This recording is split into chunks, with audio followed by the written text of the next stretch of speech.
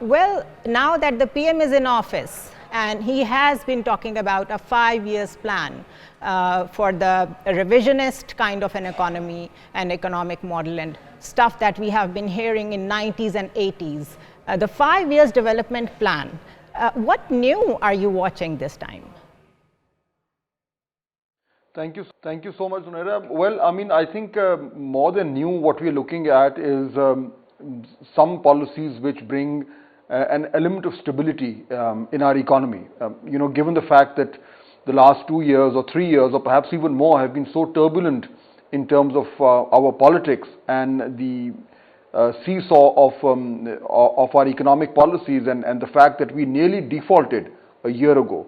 All of that now focuses on one fundamental, simple, and I think most important thing, which is an element of semblance of stability, which allows both internal, domestic and international investors to at least say that Pakistan is stabilizing. So currently, right now, I think the most important thing for the new government is to go into the IMF program, which is under negotiation, or at least the last tranche of it, which is $1.1 billion, I believe. And then immediately after that, to go into the actual 3-year new program, which still has to be negotiated. Because I think if we can enter into an IMF program at this stage, at the minimum what it would do is it would send a signal to the international community, to the investors and to everybody else that Pakistan is at least now settling down into some sort of a economic rhythm. So I think that's the most important thing. All right, but first week of Shehbaz Sharif actually working with his cabinet, and the energy minister has been changed. Musaddiq Malik has been replaced by Awais Loghari. How do you look at it? Well, obviously, it doesn't look very good when such decisions are changed in so quickly after they've been announced. But I think we shouldn't read too much into it. I think more than the economic factor, it is a political factor which came into play. The portfolio has changed. But I would say that, of course, Dr. Musaddiq Malik is one of the most competent people in the cabinet. But Mr. Awais Loghari is also, a very experienced politician and who's served on the cabinet many times. So I think it's a little slight political jolt for the government to be changing decisions so quickly, but I think things will settle down. Well, that's what we were talking about, this capacity and capability conundrum, because I think this change of faces might continue because this is an allied government anyway. What do you think of the 7 ordinances that were being tabled this last week? Because I thought that the government has the right numbers, then why resort to ordinances?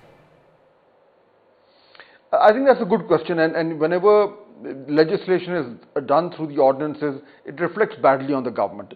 Again, I think we all know that the whole concept of ordinances is there to ensure that there are no unnecessary delays in legislation when such legislation is required to be passed when the National Assembly is not in session. So while it is in session, ordinances become a convenience that all governments resort to. So clearly it does not look good, but I think at this particular stage, from what I can understand, the new government is in a rush to move forward quickly on economic matters, and I think that is one of the reasons why they're pushing through ordinances without having to wait through the normal process, tedious process often, of going through the National Assembly, tabling a bill, having a debate on it, perhaps sending it to the committees, and then finally voting on that. So I think speed dictates this, but I agree with you, the optics are not good. Yeah, because in the weakest of the democracies, it is said that you resort to ordinances. Also, we have seen the behavior of Pakistan People's Party when the ordinances were tabled. They were the first to oppose it, but later on they resorted to, supporting the government. And this is exactly the behavior that we witnessed in the last PDM government. Do you think it is going to continue like this? Well, hard to say. I think it will depend on how quickly the government becomes comfortable with legislation. We've already seen that the People's Party has very clearly, vocalized its reservations about certain appointments. it was able to do that both on the floor of the National Assembly, otherwise also. So I think that signals to the government that People's Party is not going to take things lying down, which is what makes this running of this coalition a little tough. And that's why I think there will probably need to be greater focus on and more consultation between the cabinet, the PML-N-led cabinet and the People's Party, which is not part of the cabinet. That consultation has not happened in at least one case, the appointment of the IRSA chief, which had to be reversed. So I think legislation is going to be not too difficult as long as People's Party is on board, but I think the government will really need to work hard to make sure that the People's Party is on board in terms of legislation before that legislation is brought before the parliament. Well, we both know that Pakistan People's Party is making a very cautious move, not taking any seat at the cabinet. But do you think it's going to be an impediment when it comes to consensus on the legislation? Because if you're not sitting in the cabinet meetings, you're not abreast with what is happening, how are you going to vote on something or oppose something in the parliament? In fact, that is the key challenge now for the cabinet and for the PML-N government. They have to make sure that they have proper, in-depth, frank and honest consultations with the People's Party before they move to the parliament for any kind of legislation. This will require a lot of patience, because on some very important issues the People's Party has a difference of opinion. For example, privatization. For example, NFC. For example, for sure, the 18th Amendment. Now, of course, 18th Amendment is not under review at all, but there have been some whispers about relooking at it. But the NFC award, of course, has been a topic of conversation, and the Pakistan People's Party is absolutely clear that it is not interested in any form of review or changing of the NFC. So whatever legislation has to come forward, I think the PML-N will require a lot of time to ensure that the People's Party is on board, because one thing that the PML-N government cannot afford is to bring about a legislation and then have it shot down because the People's Party was not agreed to it. Legislation by consensus is what the PML-N would like to do, but it's going to take a lot of working closely with the People's Party.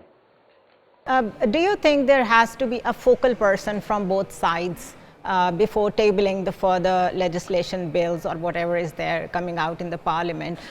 Wouldn't it be viable to have one focal person at least who is acting as a bridge between the two parties? Well, remember that in the previous government, PDM government, People's Party and the PML-N were together in the cabinet. So there is a channel of communication, there is a certain level of working relationship. There are people within the People's Party, many of them who were part of the cabinet, who have an excellent working relationship with Prime Minister Shahbaz Sharif, who work together on his team. So I don't think there is communication or consultation or sitting together and discussing legislation should be a problem. This is not the 90s when the People's Party and the PML-N were at loggerheads. These are different times, so it is doable. But also remember that there is a reason why Pakistan People's Party is not part of the cabinet. And the reason is that they don't really want to take ownership of the decisions that the cabinet is making. That said, it doesn't mean that they will not go along with the legislation that they feel is important. Now that's where the real challenge comes in. So I don't think it's a matter of one person or two person. I think it's more of a teamwork which has to be spearheaded by the Prime Minister and his core team to make sure that the People's Party leadership is on board when it comes to important pieces of legislation.